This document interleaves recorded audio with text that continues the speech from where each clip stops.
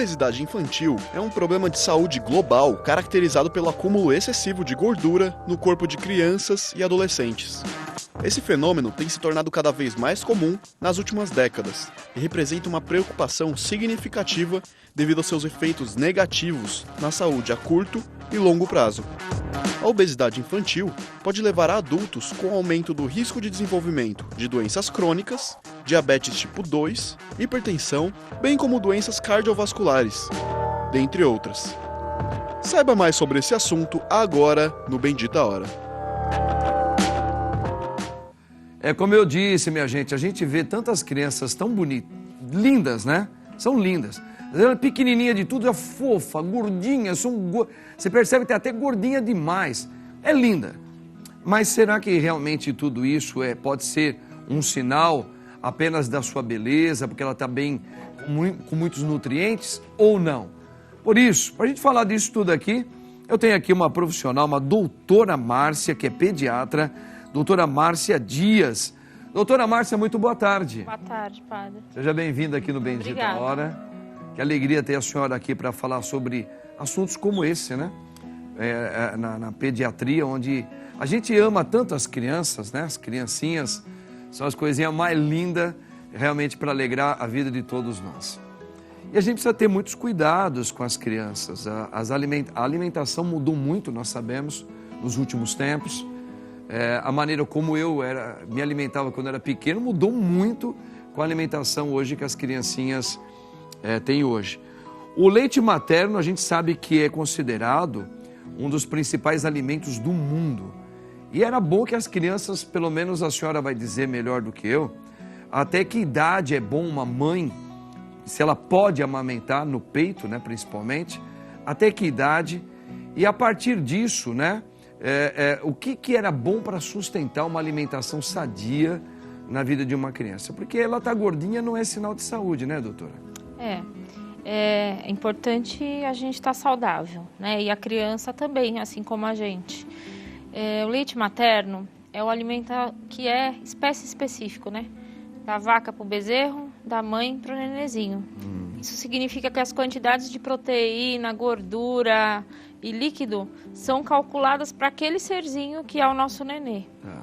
E o ideal é que a amamentação, se possível, ocorra exclusiva, só leite materno até os 6 meses e com alimentação complementar até os 2 anos ou mais. Essa é a recomendação da OMS e das sociedades de pediatria. E quando é que nós podemos dizer que uma criança, um bebê, alguma coisa assim, podemos dizer, não sei qual a idade exata, que ela já pode estar tendo, ela já é considerada uma criancinha obesa, está tendo uma obesidade infantil? Quais são os principais? Tem algum sinal? Como é que é isso? Como é que vocês especialistas, médicos, conseguem diagnosticar que a criança está obesa, doutora? A gente sempre avalia, padre, um conjunto de fatores, né? A gente precisa conhecer a dieta daquela criança, o que ela se alimenta, e a gente vai colocar ela em curvas, que são curvas feitas pela Organização Mundial de Saúde, de peso, estatura e índice de massa corpórea. Vai pegar o tamanho dela, vai colocar na balança, vai ver a partir da estrutura óssea também, que é muito... Porque tem pessoas que têm os ossinhos mais pesados do que outros, não tem? Alguma coisa assim? Então, as curvas, elas foram construídas, os estudiosos, pesquisadores pegaram lá crianças saudáveis, alimentadas de forma saudável, amamentadas no peito exclusivamente até os 6 meses e com alimentação complementar até a partir dos 6 meses, né? Daí, e elas não tinham problemas de saúde e eles construíram curvas de percentis. E eles foram ver o que é normal dessa população mundial, do mundo inteiro, não é só do Brasil. Aí lá tem uma curva que 50% está nessa curva, 15% para baixo, 13% para baixo, 15% para cima, 3% para cima. O que está no 50%, no 15% até os 3%, a gente encaixa dentro de um padrão de normalidade e cada criança tem sua curva. Então pode variar muito em determinada idade. Uma criança tem um peso e ela pode ter uma variação grande, um pouco acima, e está dentro da curva e tudo bem. Isso já vai contemplar as características genéticas, de alimentação daquela região, daqueles pais e daquela criança em si, né? Perfeito. E não é todo mundo igual. A criança, quando o médico, a médica, como a senhora, já vai diagnosticando uma criança, ela já está com ela está com obesidade infantil. Quais seriam os fatores que está levando isso a ela? Normalmente, o que é mais comum? Ela pode trazer alguma hereditariedade, até o Paulinho aqui deu um exemplo, que às vezes tem a criancinha que ela já nasce até gordinha já do ventre da mãe. A mãe, às vezes é pequenininha, que bebezão, né? Ela já pode trazer ali alguma irregularidade ou seria quais outros fatores que podem estar levando, logo após o parto, a obesidade dessa criança, doutora? Então, tudo que cerca, né, o ambiente uterino, extrauterino, pode interferir nessa classificação. E o bebê dentro da barriga, dependendo da alimentação da mãe, se ela tem algum problema de saúde ou não, ele já pode estar classificado em grande para a idade gestacional ou não. Certo. Algumas coisas interferem. E a hereditariedade interfere sim muito. Não só pelo fator genético, mas também porque os hábitos daquela família vão interferir nos hábitos daquela criança. Aquela criancinha. Entendi. Tá vendo, gente? É muito importante entender isso. São os primeiros passos que o médico vai já analisar e já vai começar a diagnosticar. Às vezes pode vir da própria herança familiar, o bebezinho pode receber, né? Um hábito mal, errado na hora de se alimentar, a criancinha recebe da mamãe. São 9 meses, né, doutora, que está ali o tempo todo recebendo aqueles nutrientes da mãe e a mãe não se alimenta direito, a criança já pode trazer. Nós temos aqui um VT, tem um VTzinho, é isso? Ah, é uma pergunta? Deixa o padre ver aqui. Não sei se é uma pergunta de curiosidade, vamos ver? Ah, a Marcinha chegou, maravilha. Nós vamos ver um VT com hábitos dos pais que influenciam os filhos. É isso mesmo, dá uma olhadinha aí. A obesidade infantil é uma preocupação crescente em nossa sociedade moderna. Estima-se que mais de 340 milhões de crianças e adolescentes em todo o mundo estejam acima do peso e esse número continua a aumentar. Uma das principais causas deste problema está ligada aos hábitos alimentares dos pais, que podem exercer uma influência significativa sobre a saúde e o peso de seus filhos. Os pais desempenham um papel fundamental no desenvolvimento da obesidade infantil. As crianças têm maior probabilidade de adotar os mesmos hábitos alimentares de seus pais, uma vez que são expostas a escolhas desde cedo. Se os pais têm uma dieta rica em alimentos processados, açúcares e gorduras saturadas, é mais provável que seus filhos também sigam esse padrão. Além disso, os pais têm o papel de educadores e modelos para os seus filhos. Quando os pais optam por refeições saudáveis, equilibradas e nutritivas, estão ensinando seus filhos a fazerem escolhas alimentares adequadas. Por outro lado, se os pais não priorizam uma alimentação balanceada, seus filhos podem adquirir hábitos prejudiciais, como o excesso de consumo de alimentos ultraprocessados, refrigerantes e lanches pouco saudáveis. Olha, eu tô vendo aqui, essas crianças são umas gracinhas, né, gente? E olha, nós adultos, nós gostamos, infelizmente, muito desses produtos industrializados, batatinha, chips, McDonald's, todos esses produtos aí, pronto, não precisa nem falar. Mas o que acontece? Isso não é saudável, principalmente para uma criança.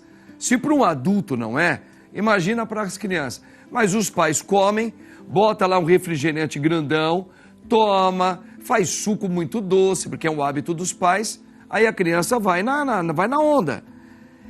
Doutora Márcia, a conscientização talvez seja hoje o maior desafio para toda a sociedade, principalmente para os pais?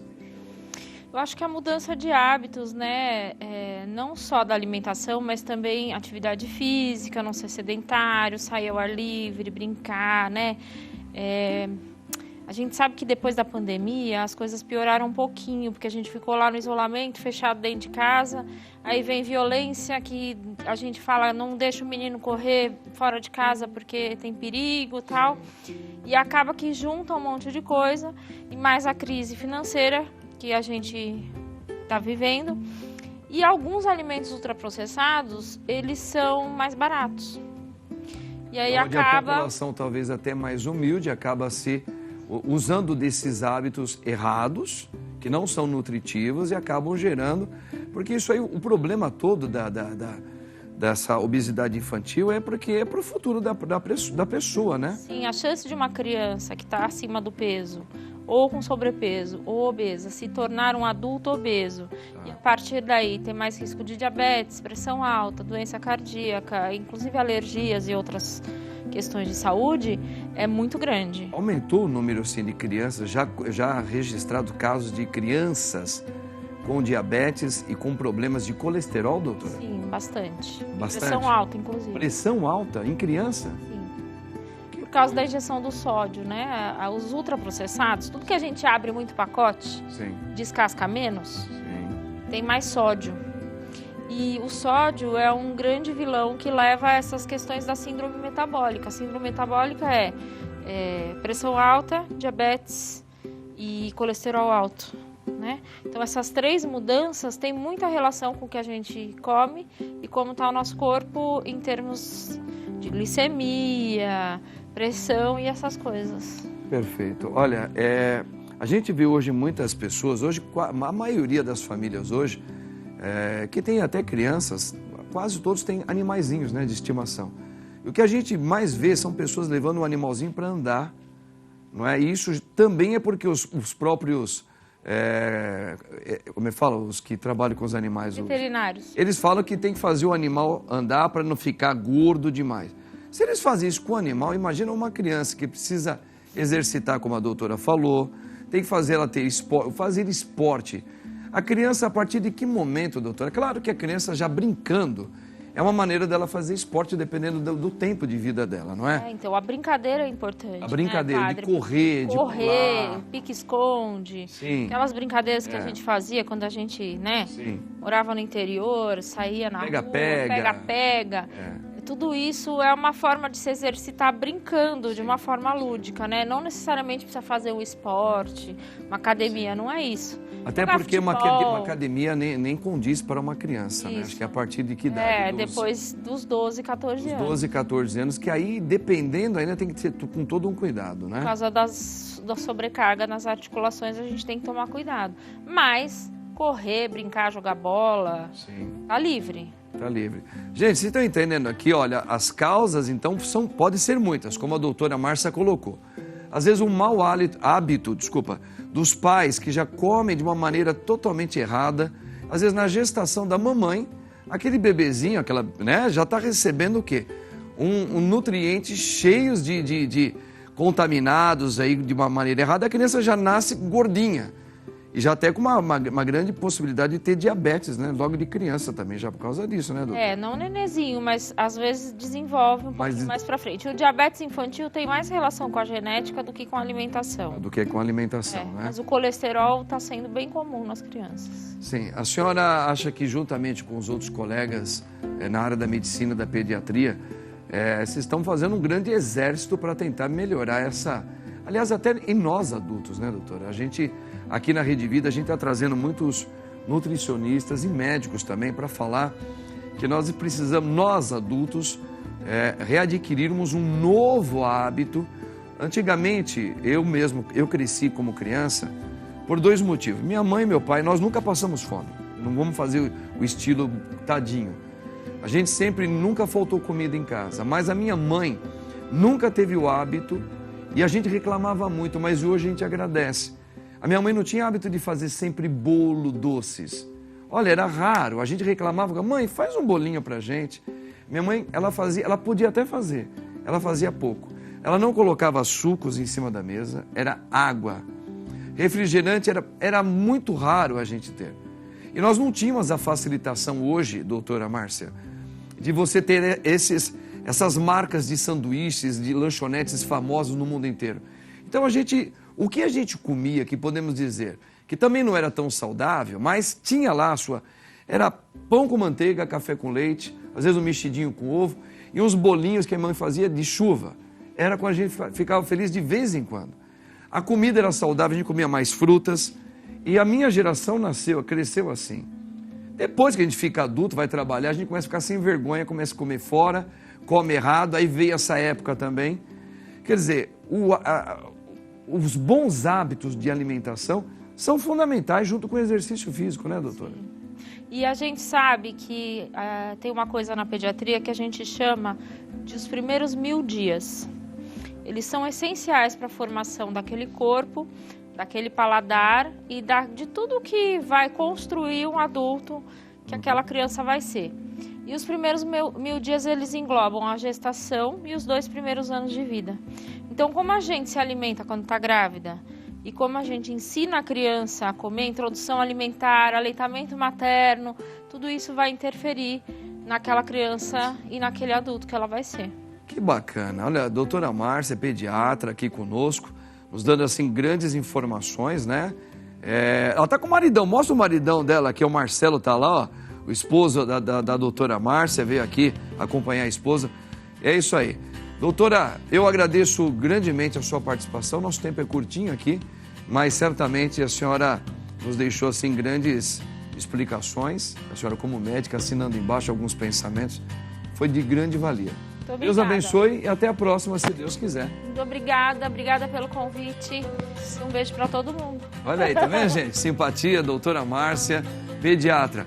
E olha, no próximo bloco, nós vamos falar sobre essa questão, né? Dando uma certa continuidade, superproteção das mães, hein? Eita, sobre as crianças, vamos ver.